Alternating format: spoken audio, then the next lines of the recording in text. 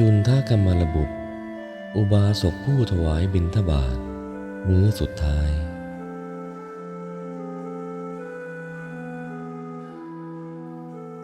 อุบาสกนี้ชื่อว่าจุนทะเขาเป็นบุตรของนายช่างทำทองกัมมาละจึงเรียกกันว่าจุนทกมลบุตรเป็นชาวเมืองปาวาแคว้นมัลละครอบครัวของเขามีฐานะมั่งคั่งตระกูลหนึ่ง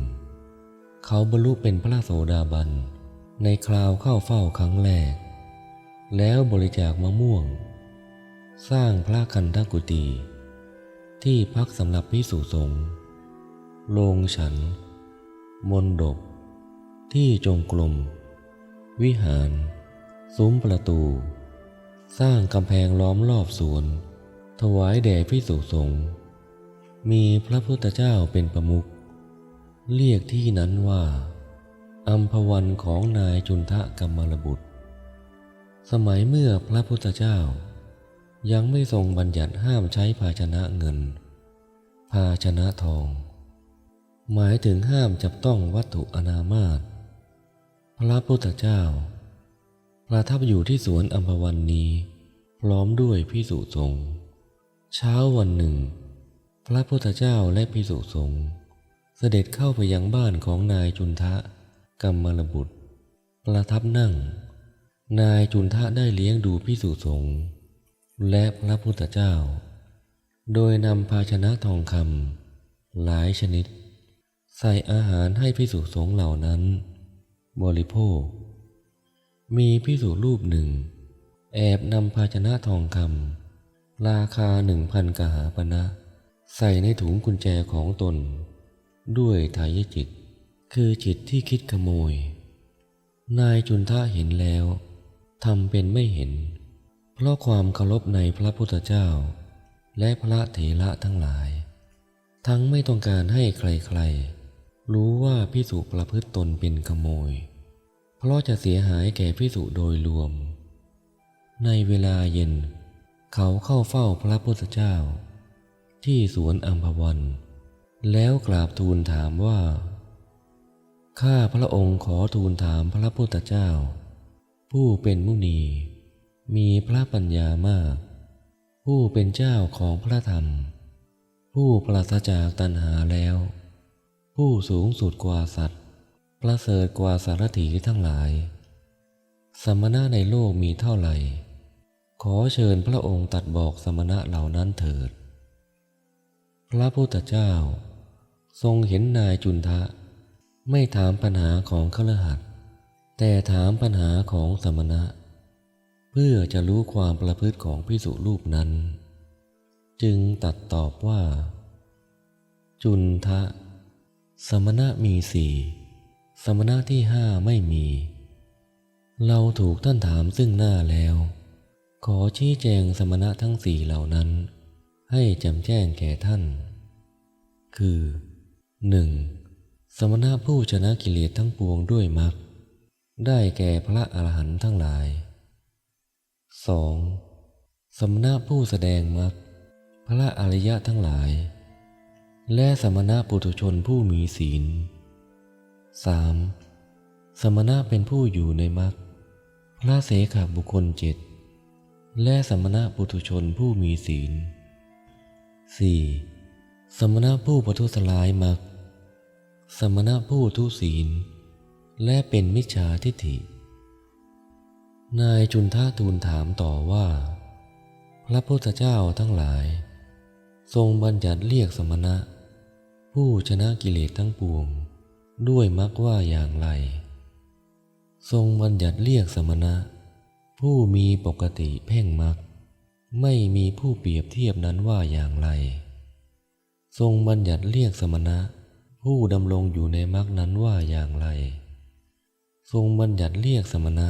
ผู้ประทุษร้ายมรรคนั้นว่าอย่างไรข้าพระองค์ทูลถามแล้วขอพระองค์ตรัสบอกแก่ข้าพระองค์ขอพระองค์ชี้แจงแก่ข้าพระองค์ด้วยเถิดพระพุทธเจ้าตรัสตอบดังนี้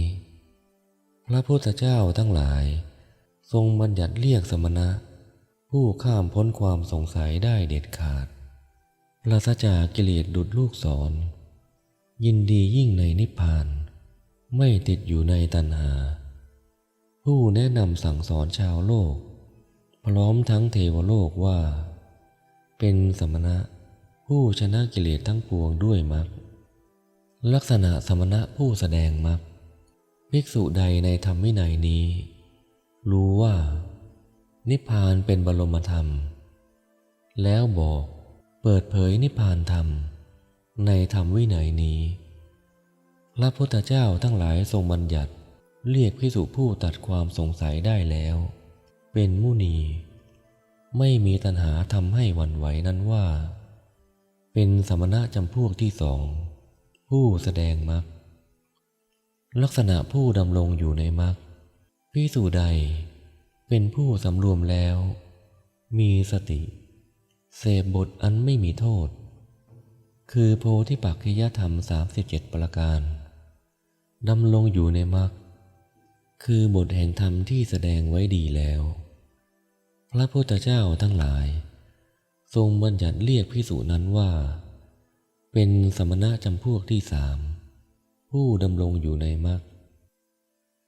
ลักษณะผู้ประทุษร้ายมรรคภิกษุใดทำตนเลียนแบบพระอริยะผู้มีวัดดีงามชอบเอาหน้าประทุษร้ายตระกูลขนองกายวาจาใจมีมายาไม่สำรวมพูดเพ้อเจ้อภิกษุเที่ยวเลียนแบบจัดเป็นสมณะจำพวกที่สี่ผู้ประทุษร้ายมรรคคฤหัสถ์ผู้ได้สดับแล้วเป็นอริยสาวกผู้มีปัญญารู้ซึ้งถึงสมณะทั้งสี่จำพวกนั้นแล้วรู้ว่าสมณะทั้งหมดไม่เป็นเช่นนี้คือไม่เหมือนกันทั้งหมดเพราะเห็นเช่นนี้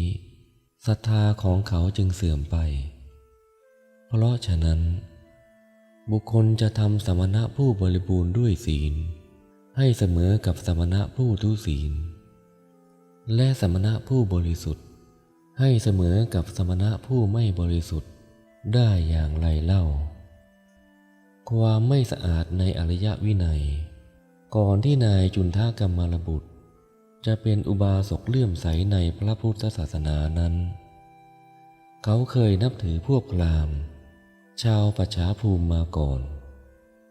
ดังมีเรื่องว่าครั้งหนึ่งนายจุนทะเข้าเฝ้าที่สวนอัมพวันที่เขาถวายนั้นถวายบังคมแล้วนั่งพระพุทธเจ้าตรัสถามเขาว่า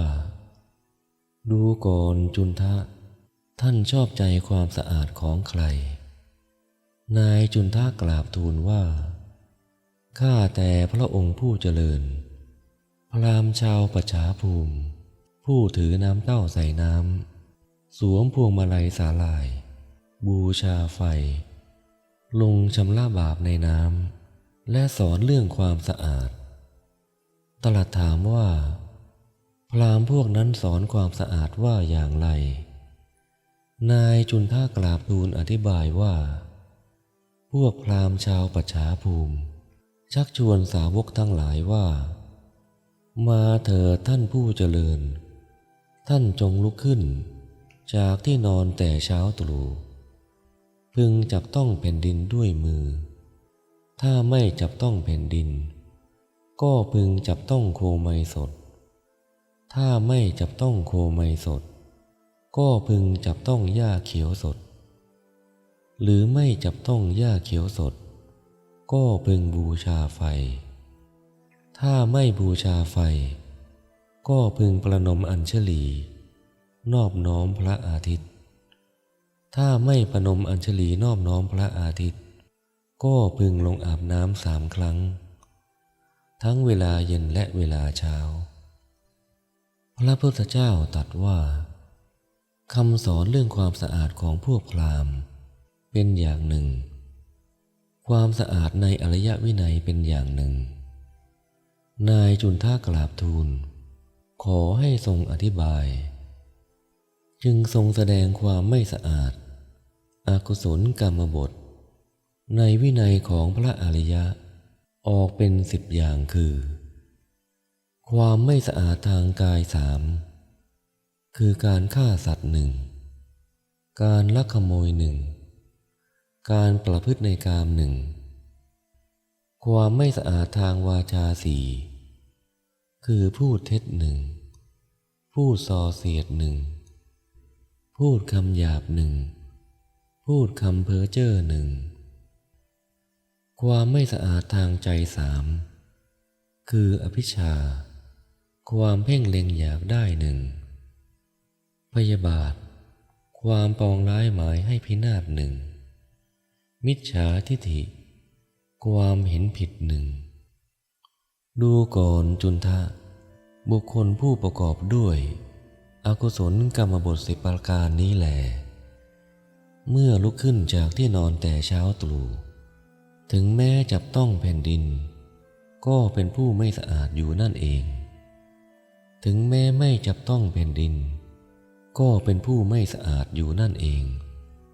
ถึงแม้จับต้องโคไมสด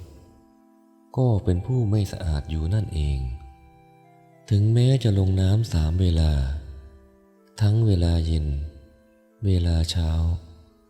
ก็เป็นผู้ไม่สะอาดอยู่นั่นเองถึงแม้จะไม่ลงน้ำ3 เวลาทั้งเวลาเย็นเวลาเช้าก็เป็นผู้ไม่สะอาดอยู่นั่นเองข้อนั้นเป็นเพราะเหตุไรเพราะว่าอกุศลกรรมบท10 ประการนี้เป็นความไม่สะอาดด้วยเป็นตัวการทำให้ไม่สะอาดด้วยดูก่อนจุนทะเพราะเหตุแห่งการประพฤติอกุศลกรรมบท10 ประการนี้นรกจึงปรากฏกำเนิดดิลฉานจึงปรากฏเปรตวิสัยจึงปรากฏหรือว่าทุกขติอย่างใดอย่างหนึ่งจึงมีความสะอาดในอริยวินัยแล้วทรงแสดงความสะอาดกุศลกรรมบท10 ประการคือความสะอาดทางกายสามคือเว้นฆ่าสัตว์หนึ่งเว้นลักขโมยหนึ่งเว้นประพฤติผิดในกามหนึ่งความสะอาดทางวาจาสี่คือเว้นพูดเท็จหนึ่งเว้นพูดส่อเสียดหนึ่งเว้นพูดคำหยาบหนึ่งเว้นพูดเพ้อเจ้อหนึ่งความสะอาดทางใจสามคืออนัพพิชฌาความไม่เพ่งเล็งอยากได้หนึ่งอัพยาบาทความไม่พยายามปองร้ายหนึ่งสัมมาทิฏฐิความเห็นถูกต้องชอบธรรมหนึ่งดูก่อนจุนทะบุคคลผู้ประพฤติกุศลกรรมบท10 ประการนี้ลุกขึ้นจากที่นอนแต่เช้าตรู่ถึงแม้จะจับต้องแผ่นดินก็เป็นผู้สะอาดอยู่นั่นเองถึงแม้จะไม่จับต้องแผ่นดินก็เป็นผู้สะอาดอยู่นั่นเองถึงแม้จะบูชาไฟก็เป็นผู้สะอาดอยู่นั่นเองถึงแม้จะไม่บูชาไฟก็เป็นผู้สะอาดอยู่นั่นเองข้อนั้นเพราะเหตุไรเพราะว่ากุศลกรรมบท10 ประการนี้เป็นความสะอาดด้วยเป็นตัวกระทำให้สะอาดด้วยดูก่อนจุนทะเพราะเหตุแห่งการประพฤติกุศลกรรมบท10 ประการนี้เทวดาทั้งหลายย่อมปรากฏมนุษย์ทั้งหลายย่อมปรากฏหรือว่าสุคติอย่างใดอย่างหนึ่งจึงมีจบแล้วนายจุนทะกราบทูลชมเชยพระธรรมเทศนาและประกาศตนเป็นอุบาสกตลอดชีวิตปลายพุทธกาลพระพุทธเจ้าเสด็จจาริกไปในมัลละชนบทพร้อมด้วยภิกษุสงฆ์หมู่ใหญ่ถึงกรุงปาวาเข้าประทับที่สวนอัมพวันของนายจุนทะกมลบุตรนายจุนทะได้ยินข่าวการเสด็จจึงมาแล้วเข้าเฝ้าถวายบังคมกราบทูลขอให้เสด็จไปรับพัดที่เรือนของตนพร้อมกับภิกษุสงฆ์ในวันรุ่งขึ้นพระพุทธเจ้าทรงรับด้วยดุษณียภาพแล้ว ล่วงลาตรีนั้นแล้วนายจุนทะสั่งให้คนจัดเตรียมอาหารอันปราณีตและสุกรมัทวะไว้เป็นอันมากเสร็จแล้วส่งให้คนไปกราบทูลเวลาเสด็จครั้งนั้นเป็นเวลาเช้าพระพุทธเจ้าเสด็จพร้อมด้วยภิกษุสงฆ์เข้าไปในเรือนประทับนั่งแล้วตรัสว่าจุนทะสุกรมัทวะอันใดที่ท่านจะเตรียมไว้ท่านจงถวายเราส่วนของเคี้ยวของขบฉันอื่นๆท่านจงถวายภิกษุสงฆ์เถิดนายจุนทะได้ถวายตามที่ทรงแนะนำครั้นเสวยเสร็จแล้วตรัสให้นายจุนทะนำสุกรมัทวะที่เหลืออยู่ไปฝังด้วยเหตุผลว่าท่านจงฝังสุกรมัทวะที่เหลือเสียในบ่อเราไม่เห็นบุคคลผู้บริโภคสุกรมัทวะแล้วจะทำให้ย่อยไปด้วยดีทั้งในโลกเทวโลกมารโลกพรหมโลกทั้งในหมู่สัตว์พร้อมทั้งสมณพราหมณ์ทั้งเทวดาและมนุษย์นอกจากพระตถาคตนายจุนทะได้นำไปฝังกลบแล้วพระพุทธเจ้าทรงชี้แจงให้นายจุนทะเห็นแจ้งสมาทานอาจหารล่าเริงด้วยธรรมกถาแล้วเสด็จกลับเสด็จถึงอัมพวันแล้วทรงเกิดอาพาธกล้ามีการลงพระโลหิตใกล้ปรินิพพานแต่ทรงมีสติสัมปชัญญะ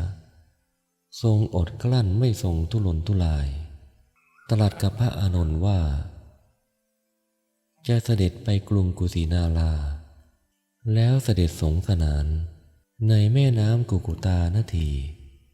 แล้วเสด็จกลับเข้าไปในอัมพวันตรัสแก่พระอานนท์ว่าอาจจะมีคนทำความเดือดร้อนให้แก่นายจุนทะได้ว่าอาหารที่ท่านถวายทำให้พระผู้มีพระภาคเจ้าอาพาธหนักแล้วปรินิพพานขอให้พระอานนท์ไประงับความร้อนใจของนายจุนทะด้วยท่านพระอานนท์รับพระพุทธดำรัสแล้วไปหานายจุนทะกล่าวตามพระพุทธดำรัสว่าอาวุโสเป็นลาภของท่านได้ดีแล้วที่พระตถาคตเสวยบิณฑบาตของท่านเป็นครั้งสุดท้ายแล้วปรินิพพานอาวุโสจุนทะเรื่องนี้เราได้ฟังมาเฉพาะพระพักตร์พระผู้มีพระภาคเจ้าว่า